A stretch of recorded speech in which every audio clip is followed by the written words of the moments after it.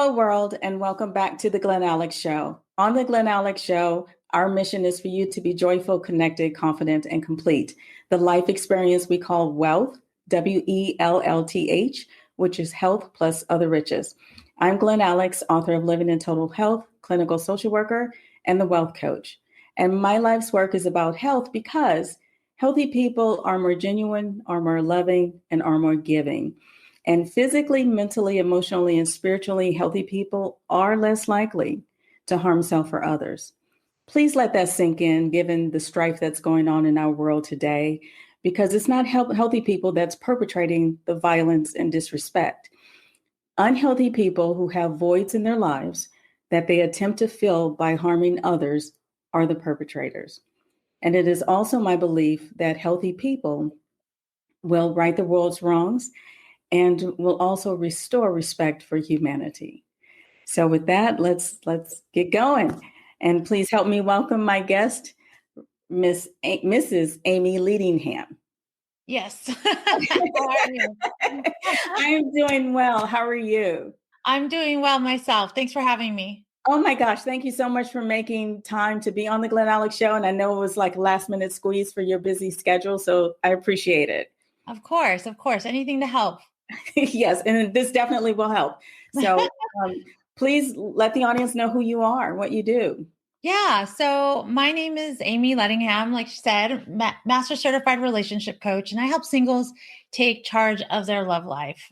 Pretty much, if you're in a dating rut, if you've dated the same person with a different face and you're tired of it, I help you become mindful and conscious about your dating habits so that you can have an upgraded relationship picker and find lasting love.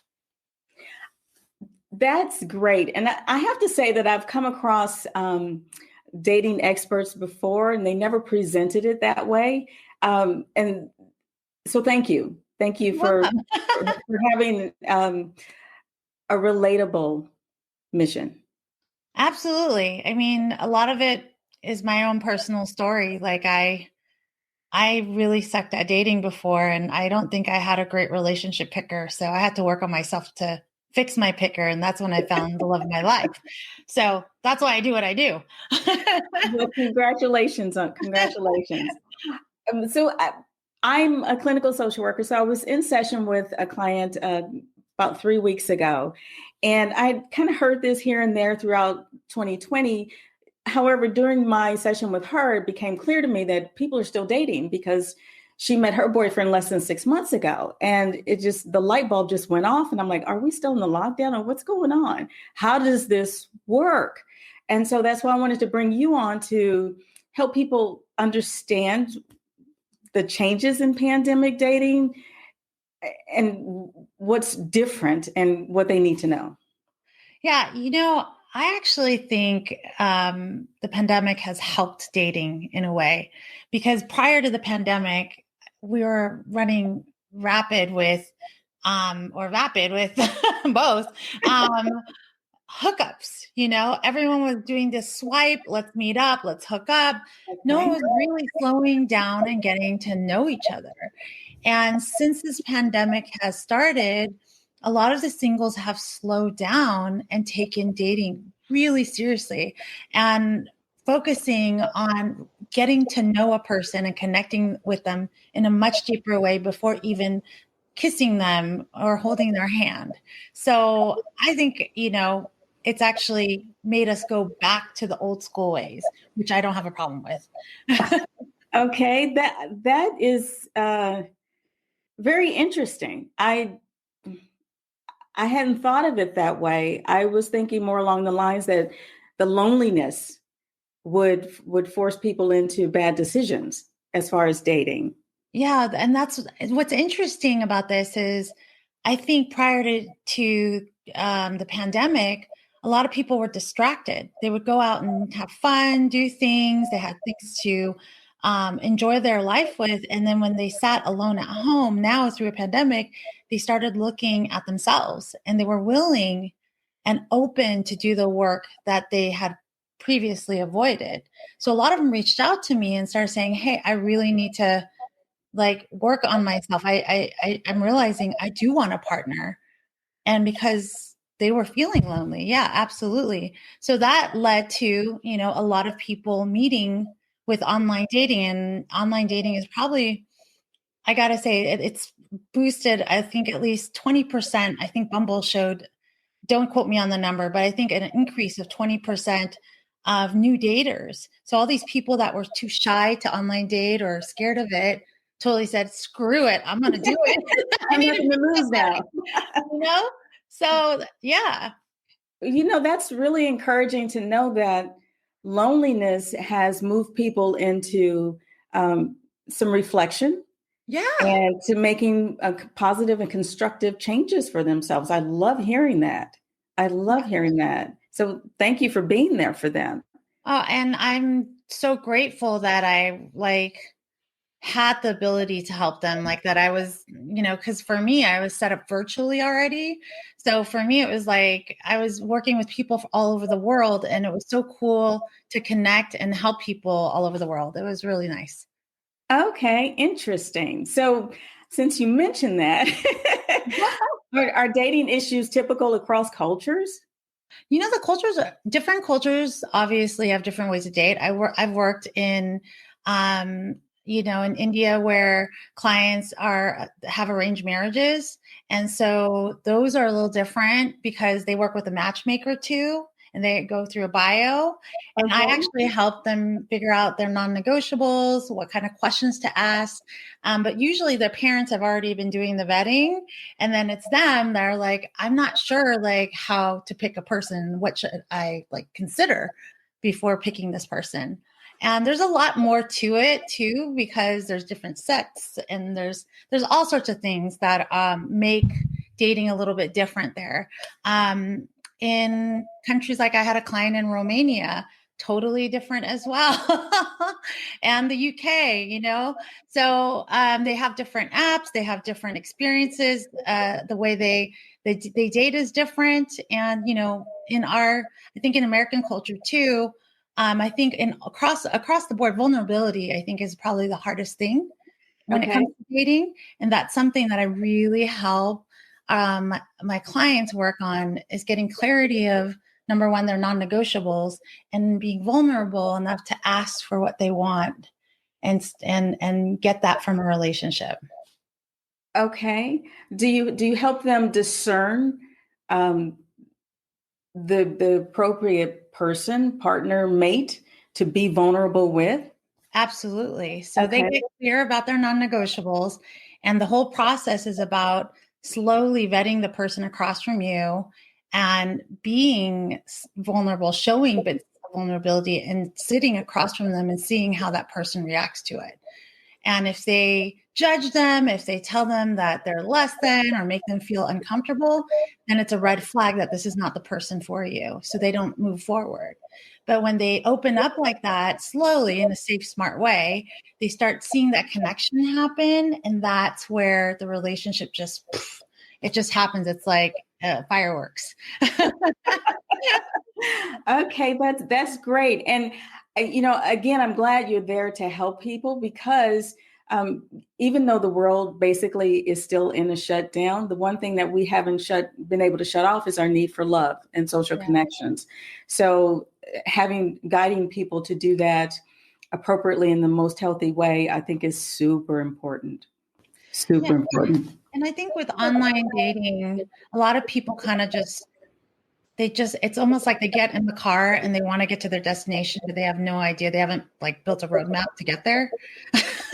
So online dating is like they're throwing darts on the board, hoping that it works out. Aww. Photos are bad, or maybe their profile isn't written in a way that's good. And then they're like, I don't know why online dating sucks. Well, they didn't get the training. They didn't go out and learn. And whether you work with me or you go online and research and read articles, you need to do the investment and time. You can't just guess at it and hope that it works. Yes. Yeah. You have to prepare for a relationship and not just jump into one. Yeah. They say, what is it? Opportunity meets preparedness equals success, right? Yes. Yes. There you go. Thank you.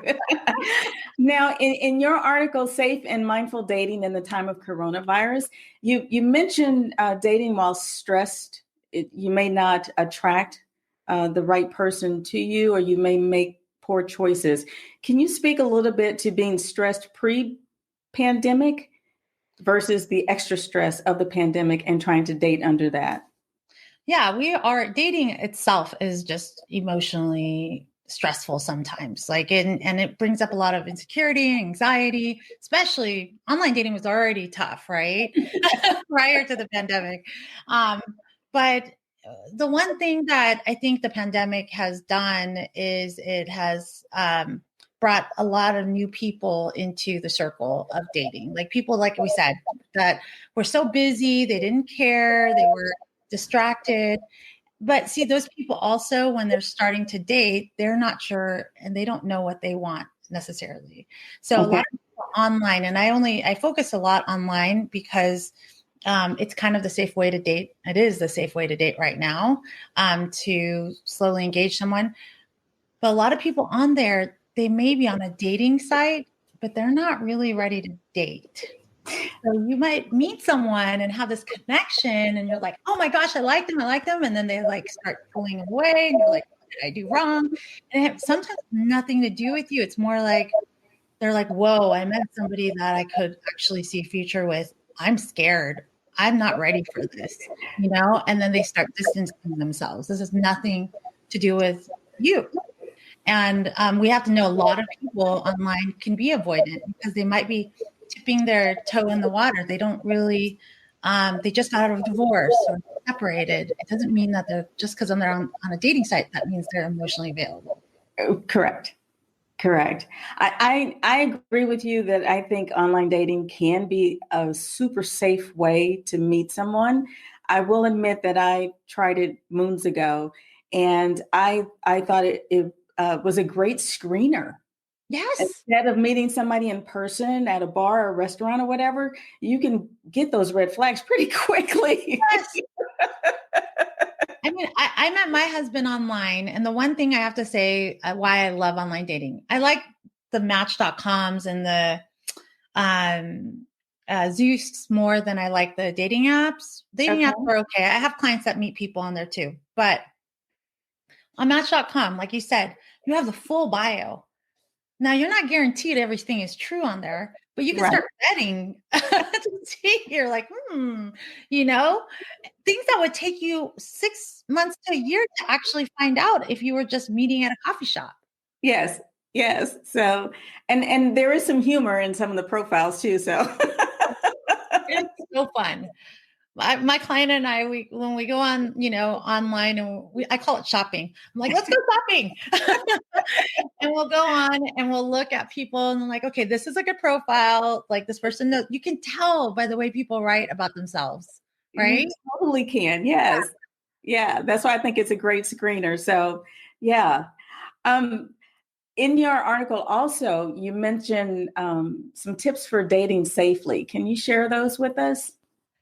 Yes. So I will tell you, because online dating has gone up like 20%, 30%, whatever the number is, so has scamming, And so it's really important for us to be super smart when it comes to online dating. If somebody is on there just talking to you and never wanting to meet you in person, never wanting to talk to you on the phone, literally just doing a pen pal, and then they start asking you for money, like all these things are massive red flags. And they usually have a top story about their child or something is going on, but you have to be able to be smarter than that. And I know the emotional part feels so good Yes. that you want it to be real, but you're getting into online dating so that you can meet someone and have like a physical and like loving relationship, right? And if Right. that's the case, then you got to avoid these emotional online relationships. Pen pals are red flags. Well, and asking for money. Asking for money is a red flag. Pen pals are red flags. Don't let them know where you live, meet at a public place. All these things really play in part of your safety.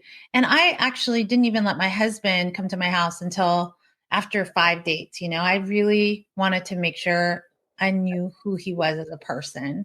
Yes. So take your time. Time is your friend. Time is your friend. So would you recommend not meeting in person right now at all? Right now, what I would recommend is that you do a couple of phone calls and then move it to a Zoom date. And you can do fun virtual dates. Like you can take a tour of the Louvre, or you can, do a cooking class together. I don't know. There's so many I just looked them up today. So many virtual date ideas that are fun to get to know each other. And then you do that like 2, 3 times. And then if the chemistry is there, then you meet in person and you do like a social distancing, like hike or walk in the park to see if there's actual in-person chemistry. And then you both come up with a game plan. You say, okay, well, for our health and safety, what is your comfort level? What does this look like? And then you guys figure it out. Well, that sounds simple enough, but we both know people typically are not that forthcoming. When I ask, well, I may be too shy to ask, well, what are you comfortable with? What do you want? And then be too shy to express my own desires and needs. How do you work with that? That's where the work really has to come in. If you're having a hard time with asserting your boundaries, then there's some work that you need to do on yourself, right? Because at the end of the day, you won't get your needs met unless you ask for them.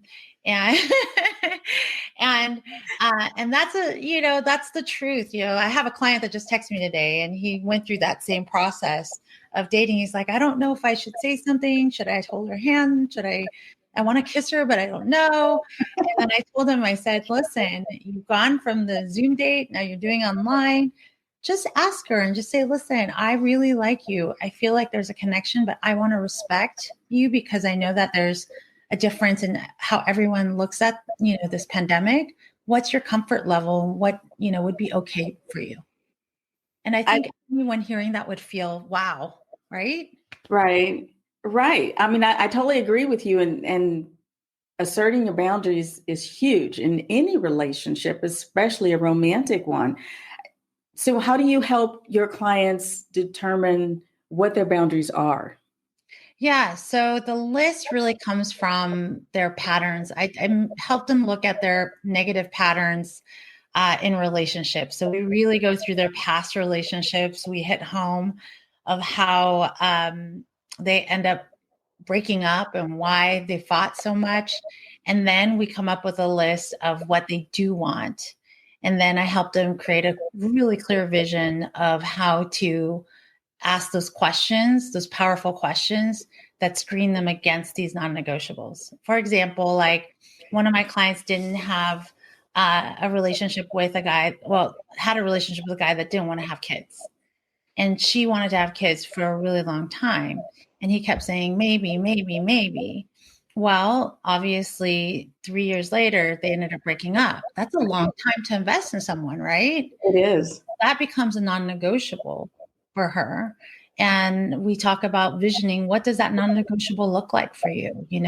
If you had this perfect family, and that you wanted, how many kids and all those things. And then as they're going on the date, they are going to ask questions around family and kids and what this person visions and see if it matches theirs. And if it doesn't match theirs, then they have to walk away. Because if one of those are missing, the relationship won't work. You're negotiating your core value. And those values have to be compatible. Absolutely. Usually my clients have about 10 to 15 of them. So, when we break everything down, everybody's different too. And it's not the obvious ones, right? It's the unconscious ones that get us in trouble. This is the one that makes us not the obvious ones no addiction or this and that, the Right. ones that we're always teetering. Am I being too demanding to ask for this? Am I being too much for thinking that I will want this? And then you end up negotiating yourself. Yes. And then in that relationship, it keeps reappearing over and over, and you keep fighting about it. Well, fighting about it, it's a non-negotiable. Yes. Yes. And boundaries are near and dear to my heart. I do a lot of work around boundaries. So you're preaching to the choir. Yeah, you get it then. Absolutely. Yeah. Yes. Living your, and I'll ask you, when you live your boundaries and you're clear about them and you get them met, how does that change your life? Yes. Like it makes you feel absolutely like you're living within your values. It makes you feel good. You're empowered Yeah. when you live your values and protect and honor your own boundaries. It's amazing the difference in the quality of life you can have. Yes. Yes, yes, it's amazing. So, with Valentine's Day coming up, what advice do you have for? Well, let me step aside for a second.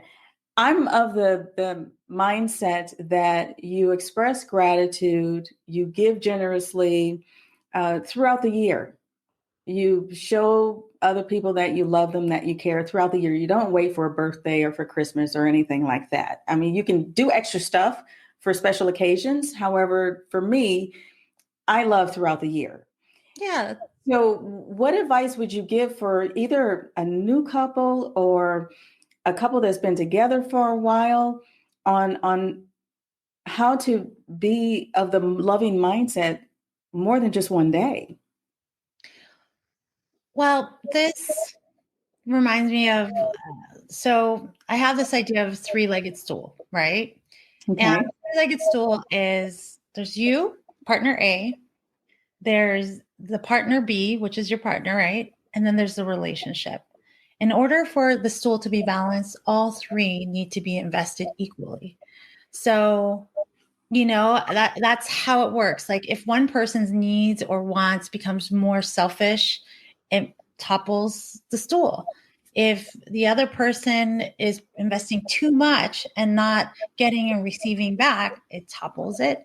And if the relationship doesn't get investment from either side, it eventually topples it. So we have to constantly, and it evolves, right? Because it's hard. Mhm. Life is hard. Things change. I've been married for 8 years. Trust me, there's like great times and there's like, and I'm a relationship coach. So, so you have to both want to work at that relationship and treat it like it's a priority just as much as yourself. Okay, yes. I totally agree. Yes, I was about to jump up and down, but I can't do that in this format. Because love is action. That's what my latest blog is about. That's what my nourishing thought is about. And I love when Stephen Covey said, love is a verb. It's the things you do, the caring behavior. So thank you so much for that. Now, I know I can talk to you about this all day. I know you don't have all day. So just what nugget would you want to share with the world about dating, romance, relationships? Well, one of the lines that always stayed in my heart was be an example of the type of person you want to attract. Okay. That one thing, right? A lot of Yes. us were out there and we're like, I want a guy that's like emotionally expressive and vulnerable. And I'm like, so how are you with that? I suck at it. And I'm like, okay, well, it's going to take you to work on yourself to do that because like attracts like. And so we have to do that inner work on ourselves. It doesn't mean that we're not better or they're better than us or we're incapable. Everything is a skill, everything can be learned. And it's okay to not be perfect. And it's okay to work towards something and then find love while you're doing that. Okay. Okay. Say that quote again, Be please. an example of the type of person you want to attract. Okay. Note to self. Okay. Well, I mean, again, I could talk to you about this all day because you're so fascinating. You're interesting. You have some great videos on your website. You have some great articles also on your website. So please tell people how they can connect with you, how to reach you, how you can help them. Yes, I actually offer a free relationship readiness review. So if you want to talk to me, spend 30 minutes of just going through maybe your dating challenges, your relationship challenges, and I can pinpoint the patterns and the things that may be in your way and tell you how I can help you. So just go to amiethedatingcoach.com And my parents were really creative. They spelt my name Amie. thedatingcoach.com, and just come visit me. I have blogs on there, videos, everything, tons of resources to help you, even if you don't want to talk to me. Okay. So I hopefully we'll get to talk to you and meet you, but either way, please visit. Yes, please visit Amie, thedatingcoach.com, and you have downloadables too. Yes, I have a free ebook, 5 Dating Traps to Avoid. Ooh. Okay. Yes. I did read it and they're very interesting. So please reach out to Amie. Please download her book and date safely. Yes. Amie, thank you again so much for your time. I really appreciate it. Thank you so much for having me. I really appreciate you. Thank you. Thank you again for tuning in to this episode of the Glen Alex Show. I hope you enjoyed my conversation with relationship expert Amie Leadingham. The Glen Alex Show is now available on iHeartRadio, YouTube, Buzzsprout, Spotify, Apple Podcasts, Google Podcasts, and Stitcher. So pick your platform, tune in, and please like, subscribe, and share. Thank you. Do you have too much on your plate? Are you overwhelmed? And is that causing other problems for you, like lack of sleep, poor appetite, or forgetting to eat, not having enough energy to get you through the day, not being able to relax, being restless, jittery, anxious? I get it. I get it. There were times in my life when I had too much going on and I moved from project to project without resting well, without even eating well, and pretty lethargic a lot of that time. I learned to bring more balance into my world. And so I'm not stressed out like that anymore. And I want to help guide you through that process. So I created the Healthy Boundaries for Overwhelmed Women's course. This mastermind will teach you why boundaries are so important and how to pay more attention to your personal alarm system, how to recognize unhealthy boundaries in others, how to shore up your own boundaries so you attract people who will respect and honor you.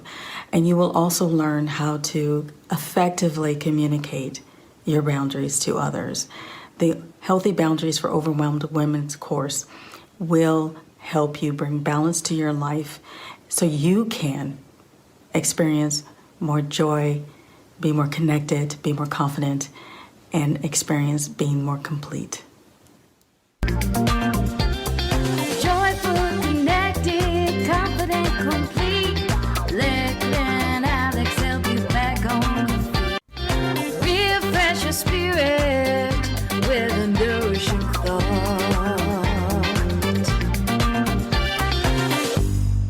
Please allow me to leave you with this nourishing thought. Stephen Covey said, "Love is a verb."